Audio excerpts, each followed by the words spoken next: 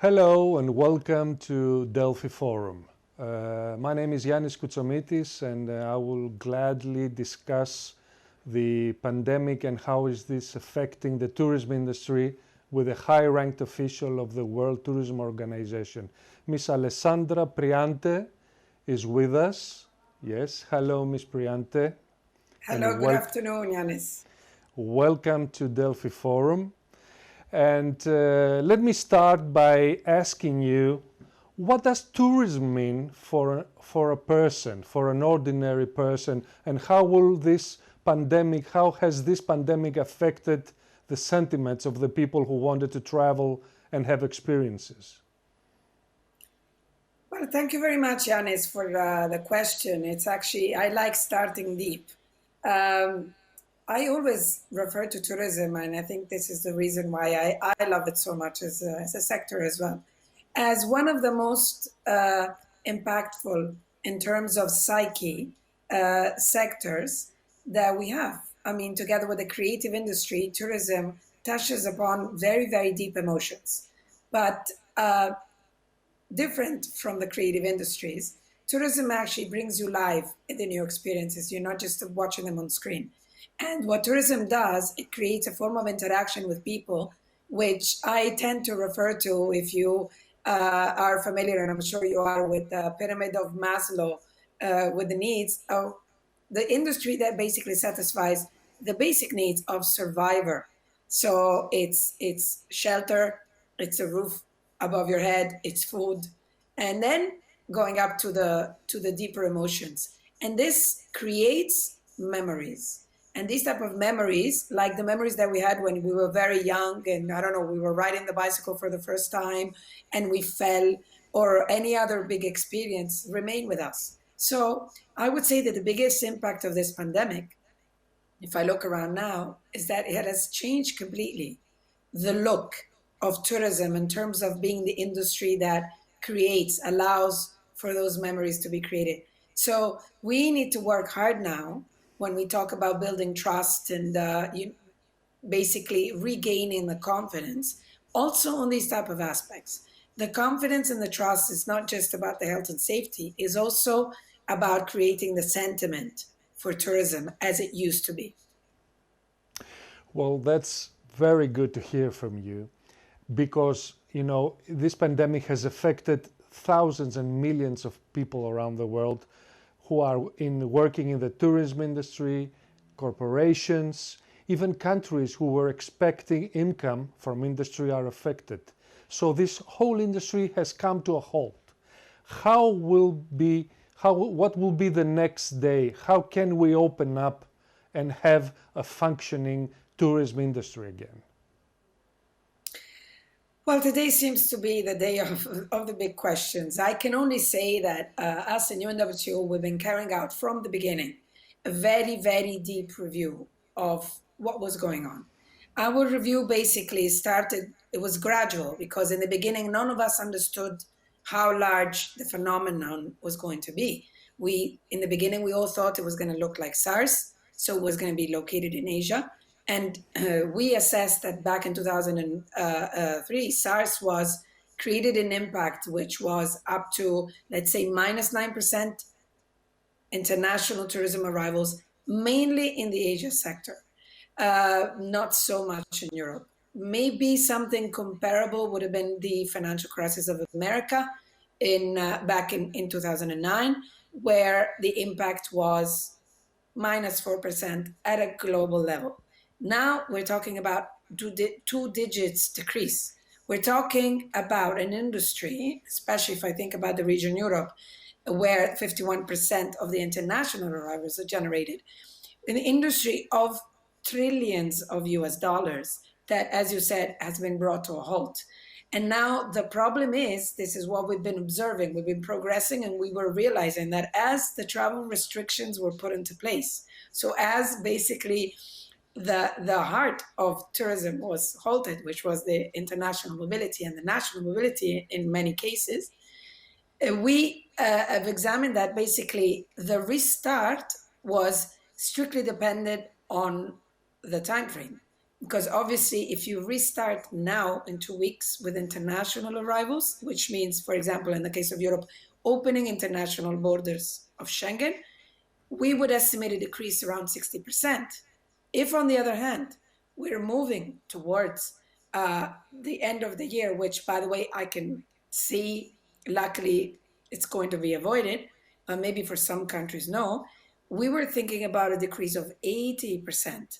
And since we are in an economic forum, let me just tell you that those scenarios are actually very powerful, because we're talking about 100 to 120 million direct tourism jobs at risk. We're talking about millions, and I would say, in this case, trillions of dollars that are going to be lost. We estimated, if we go for the best scenario, for the 57, 58% of international arrivals down, the loss would be around 80 billion in receipts for US dollars. As you can imagine, with an industry that we said in the beginning is a very impactful industry, but is very transverse or horizontal industry, and is made out of so many pieces, some of them so small, a halt of this proportions Magnitude. could be lethal. That's the big issue, because the problem is not how we're going to reopen, how many are going to reopen. This is exactly, that was exactly the next question I wanted to ask you. Are we about to experience a two-tier tourism industry? That means people who can afford to have first-class travel, who can afford to live in luxury villas that are secluded, who can afford to have all the security measures that will make them feel comfortable and travel and become a member of the tourism industry, be able to do that, and rather people who were relying on inexpensive travel, on budget airlines, on more crowded places, will not be able to travel anymore and be part of the tourism industry? Well, obviously, we understand, Yannis, that the social cost of what's happening is really huge. Social cost means also what you're saying. I do see this absolutely as a possibility, because, of course, if you have a chance and if you can afford it, you are going to go on holiday, and you're going to go on holiday no matter what. If I be honest with you, you're also going to be happy that the places that you're going to are not going to be that crowded. So definitely, I would say from the business side, clients like this, unmissable, because these are the clients that let the ball roll. So yes, it could be unpleasant, a little bit like the corridors were perceived as unpleasant because it's discriminatory, whatever, but they're absolutely natural, they're absolutely understandable. I would say we must be wise. The industry has to restart. And definitely it's going to be difficult to go back to the mass proportions. I would say that this should be a lesson learned, because when we are promoting, as UNWTO, sustainable development through tourism, we talk about responsible tourism, we talk about tourism for inclusive growth. So these are all things that within the Agenda 2030 should bring governments to think that sustainability should not anymore be the very nice word that you attach to your policy statements every time you are put into government, but it should be the rule of the game. Because sustainability, as you very well know, is tripartite, is not only financial and economic, is not only social, is not only environmental, but is also a form of approaching, also as a new state of mind. We tend to say now the new sentence that has been used next to virtual, digital, sustainable innovation is the new normal. There are a lot of things that are the new normal. We do really hope that sustainability becomes the new normal, especially at destination. And I want to take the example of Greece, because we were having this conversation with your fantastic Minister of Tourism, Harry Theocharis. When we were there, by the way, our last official visit before the lockdown was exactly in Greece, in Athens, on the 18th of February, 16th, 17th of February. So we were talking Santorini, and at the time we were talking about how to avoid the let's say the impact of mass tourism in places like the islands of Greece. Let's say that now we're on the opposite side, so definitely we need to restart the business. But what's very important is that sustainability becomes the rule through which every destination manages the flow. Because at destination, you need to understand who you want, how many you can handle, what kind of structures, what kind of activities you should make them do, and then you go and fish for them, rather than being in the passive side, which has been a lot the approach for many. Just, if you're there just counting the numbers of who comes, you're not really controlling. So maybe what this pandemic should teach is the more you control, the more, I would like to say, rather than control, manage, the more you can get a long-term effect, and you can actually maybe implement some safety measures, which are now absolutely needed. Because let's face it, Yannis, we don't know what's going to happen next. Nobody really knows. We're starting a little bit, with we're throwing the heart over the obstacle, but in reality, we don't know what's going to happen in the winter. And people are really a little bit skeptical. So I think this is the chance for destinations to be ready. Of course, and that brings me to the next question, which is the European Union has already taken some decisions on how to support local industries for the SURE program, which could help short-term unemployment in tourism industry as well. And also there is a discussion about this previously called Recovery Fund, now it's called New Generation EU. How do you see the European Union helping the industry survive and restructure, as you said earlier, and regain its foot on the ground? First of all, Yannis, let me tell you something. Until a few months ago, you went to Brussels, the word tourism wasn't even existing. And now the word tourism is even appearing in the Green Deal. So I have to say that throughout the thick and thin of this pandemic, one big achievement is all of a sudden the European institutions have severely woken up to the importance of tourism for national economies, for international economies, even for economies at large like the one of the EU. So I would say the European Union has reacted very strongly. I think Ursula von der Leyen was very effective in understanding that they needed to come across and to really tackle. Commissioner Breton, with whom our Secretary General recently spoke just a week ago, was absolutely committed. I'm sure he was a little bit deluded because as a Frenchman, a country, France, where tourism was declared the #1 industry, he would have wanted a little bit more. But of course, any fund in Europe really belongs to a compromise and an equilibrium between all the different member states. And we all know very well that Southern Europe and Northern Europe do not speak the same language. So having said that, I think they're doing their best. I think it's very difficult. I think it's very difficult to tell countries what to do. I think it's very difficult to intervene in thematics like the one of the vouchers, where you're basically telling countries, there were 16 reprimenda letters that arrived to the various countries, including one of my origin. I don't know if it arrived to Greece as well. I think so, for the vouchers issue.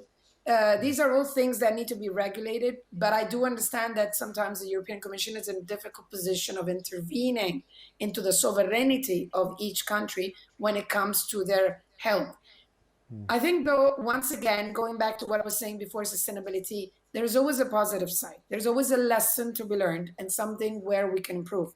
So I think definitely the European Union understood that there is a greater need of a stronger Europe. The countries really need a stronger Europe to give guidance. And so I hope that this will empower them to even take the step further and put tourism at the center point. I would say next European elections, I'm expecting a commissioner for tourism, maybe. Hopefully.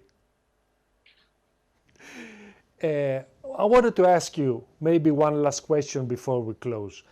The safety measures that are being imposed or implemented by the governments have created some, let's say, frustration among the businessmen in the tourism industry, and the tourists as well.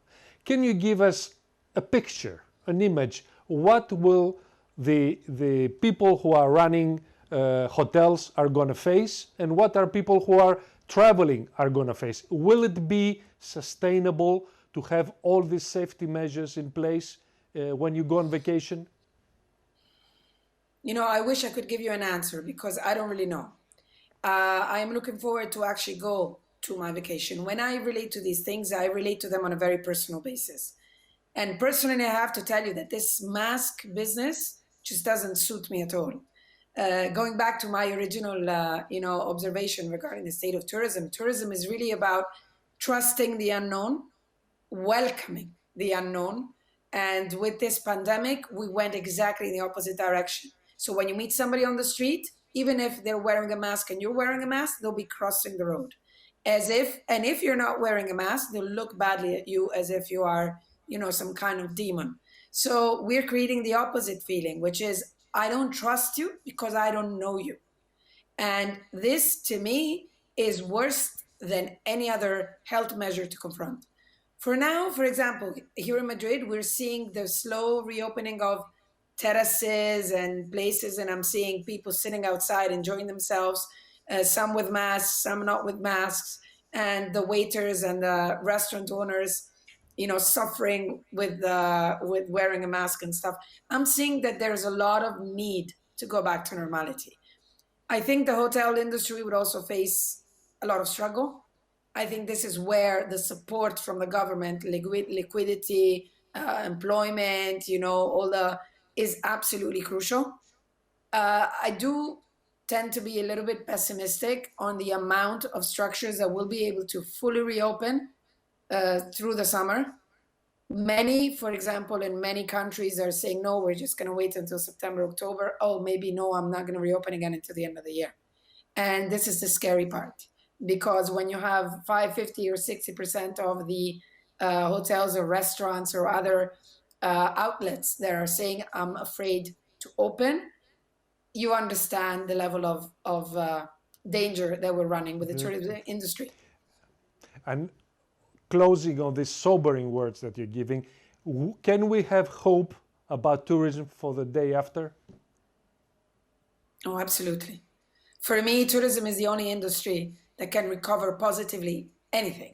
It has proven to be so. We tend to say that tourism is very resilient. I would tend to say that tourism is really the positive energy and force that can reactivate this engine that was stopped for so long. And I really hope that we're all going to be, embracing ourselves and even giving the 2 kisses we tend to do in Southern Europe all the time, sometimes even 3, as soon as possible. So waiting to see you next year at the Delphi Forum in Delphi. Thank you, Looking Ms. forward. Priante. Thank you for being with us. Thank you, Yannis. It was Bye-bye. a pleasure. Thank you very much. Bye-bye.